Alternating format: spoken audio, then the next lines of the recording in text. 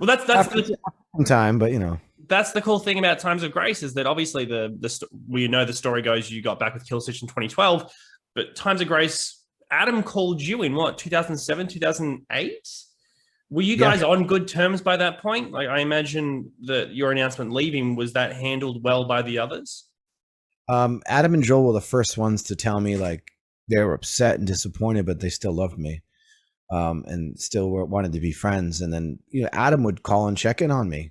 He was a vigilant friend for that first year or so.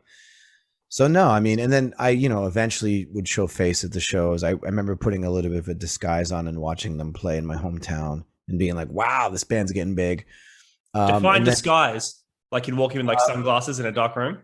well, no, I had a big hoodie on and a winter cap, and at the time I'd shaved my beard off completely, so just plain face with a hoodie, and Yeah, no yeah, one. Yeah. yeah, watching that band and being like, wow, they're blowing up. And then having the nerve to be like, hey, do you guys mind if I just come out and say hi? And Mike D was the last guy I sort of had to squash it with because he was pretty hurt by all of it and shocked. And, whatever. It happens. And thankfully that all got squashed. So by the time Adam called me, we were already in contact. We were already friends. He had actually come to see my band, Seamless, play. So he was showing face too. And he would just call me randomly drunk in the middle of nowhere and just, hey, I'm on tour, asshole, come back to the band. What are you doing? Like just bust my balls, funny stuff. So yeah, we were definitely already on very good terms by that point. So he calls you in 2007 or 2008. I think it was, yeah, late 2007 because he was already out of the hospital. He was home recovering from his back surgery. And then I believe we started to really discuss it in 2008 because I remember seeing files on my computer from the demos that were 2008. So the discussion started 2017. So the phone call was definitely 2007, not 17, 2007. Yeah. Where he just invited me to help him with his project. And I was like, whoa, didn't see that coming. That's amazing. Totally. Yeah. What do you want me to do? That says a lot about how far you came then because, you left Killswitch because you just couldn't be a part of that. And fast forward, 5-6 years later, you're more than willing to not only stay in Seamless, but do this whole new project with an old bandmate. Well, Seamless, I had literally just ended it with Seamless. We came home from tour with our tails tucked between our legs, broke, band broke up, done. That last tour was just horrible. We were playing in front of like 10 people out in the middle of like the Midwestern United States. So I was working a job as a valet parker, parking cars. And that's when I got the phone call. So it was literally like a beacon of light of like, whoa, I get a chance to do this. And there was no pressure. He's like, I don't care about touring in this. I don't care. There's nothing. Like, let's write a record, put it out, see what happens. Maybe this can be a studio thing we do. So it was just a nice way to just transition back into working with him with zero expectations or pressure.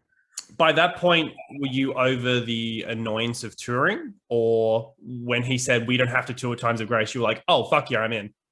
No, I actually kind of fell in love. Well, no, I think at the time I was fatigued. So I fell back in love with it and had fun with it during a chunk of those years with Seamless, which that band lasted about 4 or 5 years. So when we first started getting out there and touring again, it was like liberating. It was like, oh, now I get this. This is fun. I'm actually having fun. I'm having a few beers with the guys and like I'm not taking it so seriously. Just having fun with it. And that in turn to me made me, I think, better at it because I was starting to enjoy it. But yeah, when I got that phone call, I was definitely down on my luck working a job that I didn't want to work, but I still had a bad taste in my mouth from touring. So the fact it was approached to me the way he did, I think was just perfect. Just something creative that I could work on in my spare time and work with him, and at the time he was he still is, but at the time he was like his peak of like people were seeking him out to produce their records. He did a ton of crazy records around that time.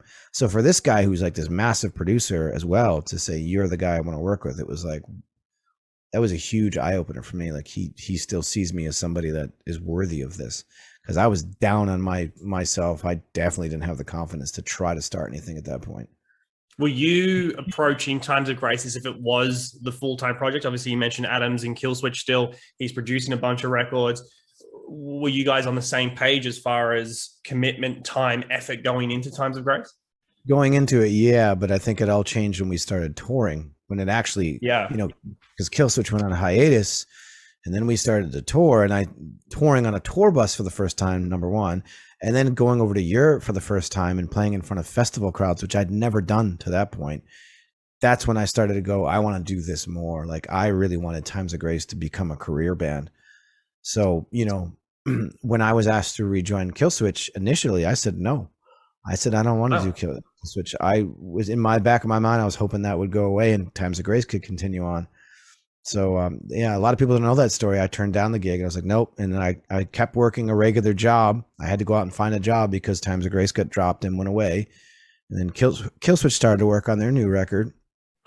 And then I eventually, long story short, decided like, hey, I should probably give this Killswitch thing a shot because Times of Grace is gone. It's done. We're not doing anything. We got dropped, and Killswitch is pushing forward with their new record.